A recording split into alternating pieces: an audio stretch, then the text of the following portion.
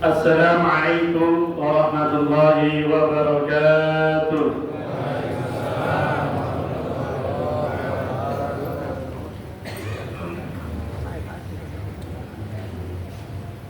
Alhamdulillahi malikid dajjal.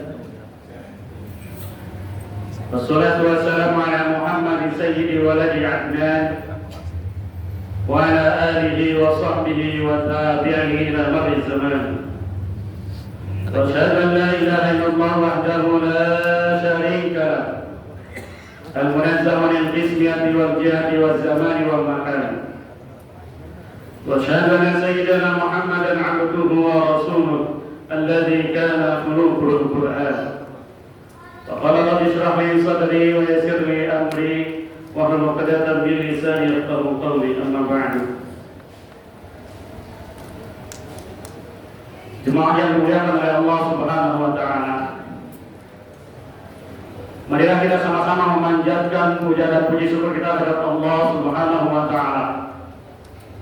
Allah yang tidak pernah berhenti mencurahkan rahmat, hidayah serta nikmat-Nya. Allah yang memberikan kesempatan kepada kita untuk terus beribadah kepada Allah Subhanahu wa taala. Sebagaimana yang kita lakukan pada saat ini, melaksanakan ibadah sholat isya, kemudian dilanjutkan dalam sholat tarawih, dan alhamdulillah semuanya kita dalam keadaan sehat walafiat. Allah Subhanahu wa taala memberikan nikmat sehat untuk seluruh hamba-Nya. Baik yang beriman ataupun tidak, Allah tetap memberikan kesehatan kepada hamba-hamba-Nya. Baik beriman ataupun tidak, Allah tetap memberikan segala sesuatu yang dibutuhkan oleh umat manusia untuk menjalani kehidupan di dunia ini. Hal ini menandakan bahwa Allah Subhanahu wa taala memiliki sifat Ar-Rahman. Bagaimana dijelaskan pada ayat pertama dalam surah Al-Fatihah, Bismillahirrahmanirrahim, dengan menyebut nama Allah yang Maha Pengasih lagi Maha Penyayang. Salam beri salam selalu tercurahkan pada baginda kita Nabi besar Muhammad sallallahu alaihi wasallam, pada keluarganya, pada sahabatnya, dan mudah-mudahan kita termasuk golongan umatnya yang senantiasa diberikan kesehatan, kekuatan iman Islam untuk terus istiqomah menjalankan ajaran dan sunnahnya sehingga kita mendapatkan syafaatnya. Amin ya rabbal alamin. Jemaah yang dimuliakan oleh Allah Subhanahu wa taala, pada kesempatan ini marilah kita sama-sama merenungkan ayat Al-Quran yang berbunyi, wa ma khalaqtul jinna wal insa illa liya'budun. Tidaklah aku ciptakan jin manusia hanyalah untuk beribadah kepada Allah, hanyalah untuk melaksanakan ibadah dan menyembah Allah Subhanahu wa taala. Ayat ini memberi kita motivasi. Ayat ini memberikan kita peringatan, memberikan penjelasan bahwa satu-satunya tujuan hidup kita di dunia ini hanyalah untuk menyembah Allah Subhanahu wa taala, hanyalah untuk mengesahkannya, illa liya'budun. Sebagaimana yang kita ketahui bahwa ibadah bukan hanya sekedar ibadah mahdoh, bukan hanya sekedar melaksanakan sholat, bukan hanya sekedar melaksanakan ibadah haji dan umrah, bukan hanya sekedar bersedekah dan berinfak. Tapi segala sesuatu yang kita lakukan dan diniatkan ikhlas tulus karena Allah Subhanahu wa taala, maka insya Allah hal ini menjadi ibadah dan tentunya akan mendatangkan pahala bagi yang melakukannya. Sebagaimana sabda Rasulullah SAW, innamal a'malu binniyat wa innamal likulli imrin ma nawa. Sesungguhnya amal perbuatan manusia itu tergantung pada niatnya. Hadis ini diawali dengan kata innama, yang artinya penekanan atau menekankan bahwa tidak ada hal lain yang menyebabkan diterimanya amal ibadah kita oleh Allah SWT kecuali niatnya. Kalau kita niatnya ikhlas tulus karena Allah Subhanahu wa taala, maka insya Allah amal ibadah kita diterima oleh Allah Subhanahu wa taala.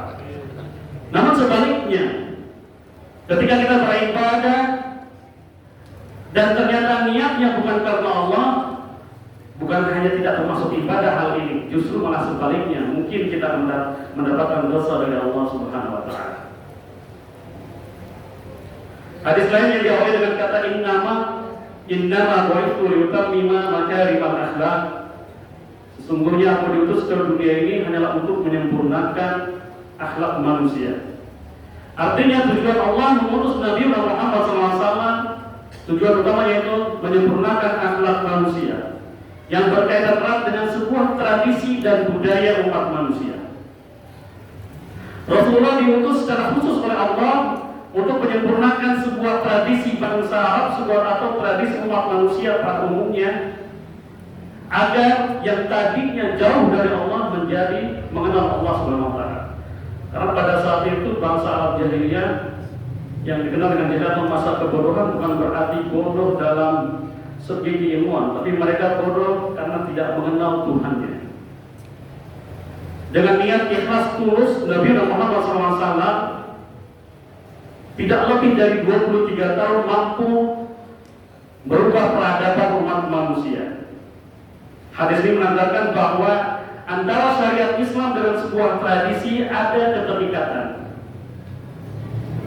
Islam atau Al-Quran yang dibawa oleh Nabi Muhammad SAW merespon tradisi umat manusia pada umumnya dan khususnya tradisi bangsa Arab jahiliyah dengan 3 kategori. Yang pertama dengan istilah tabghir, tahrim dan tahlil. Kalau tahrim itu diharamkan, artinya ketika ada sebuah tradisi umat manusia yang memang melampaui jauh dari nilai-nilai itu manusia, maka hal itu ditolak oleh ajaran Islam. Namun sebaliknya ada istilah tabghir atau dimodifikasi. Ada tradisi umat manusia pada umumnya dan khususnya di bangsa Arab jahiliyah.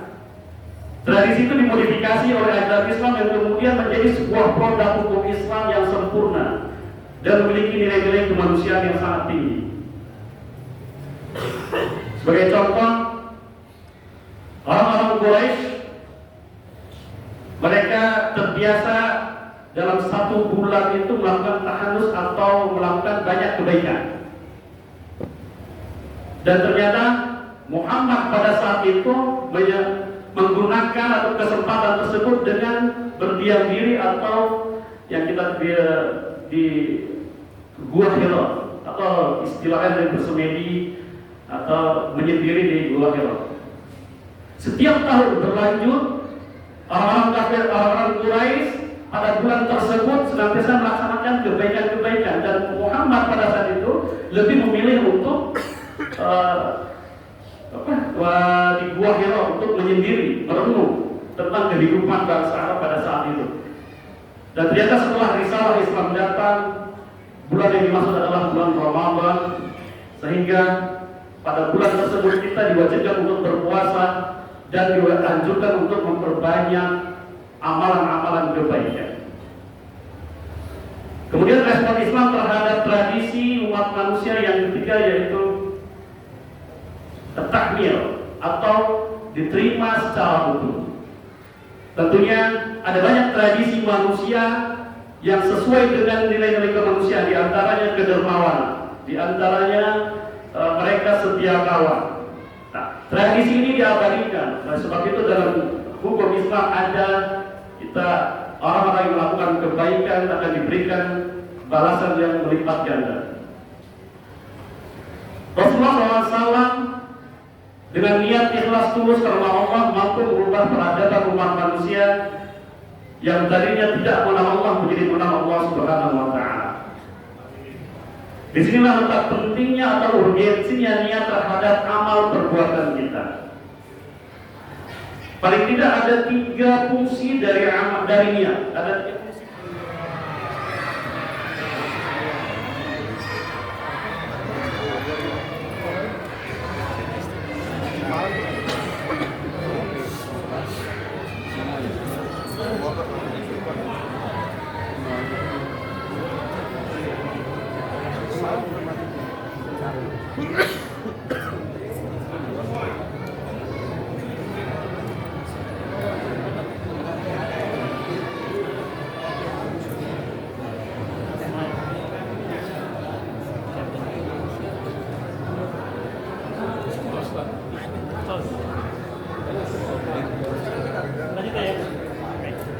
Baik, kita lanjutkan. Ada 3 fungsi dari niat. Yang pertama, niat mampu merubah yang tadinya amalan itu tidak termasuk ibadah menjadi ibadah. Sebagai contoh, ketika kita makan makanan yang halal, ini adalah termasuk bagian hal yang mubah. Namun pada saat ketika kita makan, diniatkan saya makan makanan yang halal untuk menghindari yang haram, maka makanan yang kita makan, pekerjaan yang kita lakukan memiliki nilai ibadah dan mendatangkan pahala untuk kita. Dan yang kedua dari fungsi niat, membedakan antara ibadah yang satu dengan ibadah yang lainnya. Sebagai contoh, ketika azan berkumandang Allahu Akbar, Allahu Akbar, misalnya ada 3 orang yang mengambil air wudhu. Kemudian setelah mengambil air wudhu, ketiga orang ini melaksanakan ibadah sholat sunnah. Tiga-tiganya sama-sama sholat sunnah. Namun bisa jadi tiga-tiganya berbeda karena niatnya yang berbeda. Mungkin aja yang pertama dia niat sholat sunnah tahiyat masjid. Mungkin juga yang kedua dia berniat melakukan sholat sunnah wudhu. Dan yang ketiga mungkin saja dia melaksanakan sholat sunnah qobliyah. Nah, niat di situ berfungsi membedakan antara ibadah yang satu dengan ibadah yang lainnya, meskipun amal perbuatannya sama-sama 2 rakaat, sama-sama membaca niat, karena niat yang berbeda maka mampu dibedakan antara ibadah yang satu dengan ibadah yang lainnya. Dan yang ketiga,